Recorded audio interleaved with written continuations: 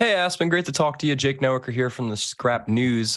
Just wondering, first time back in Vegas, at least for a fight since 2021. How's it feel to be back?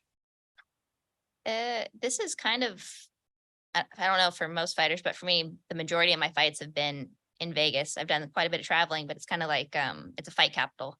Yeah. Anytime I'm here, it's usually for fighting or training. So it feels like showing up to work for me. It's just part of it. And just curious, when you joined the PFL, was that after you had known the 155 division was on the way out, or were you under the assumption you were going to be lightweight, or was it always featherweight? I had no idea they were doing a 145 division. It just happened to the time I was in the UFC coincided with the time they were trying to bring in a 145 division, or at least we're thinking about it.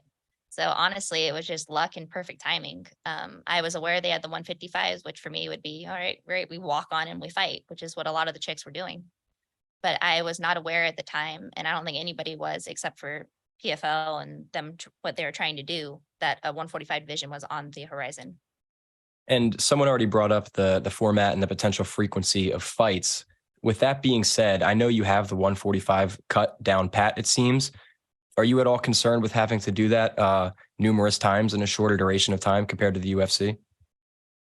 I'm not. So even compared to last year when I was newly at the 45 weight class and after coming off of a horrendous trying to make 35 for a long time, like I was not in a good physical state. But I've it's even better this time. So the cut coming into it even lower. That's not going to be an issue.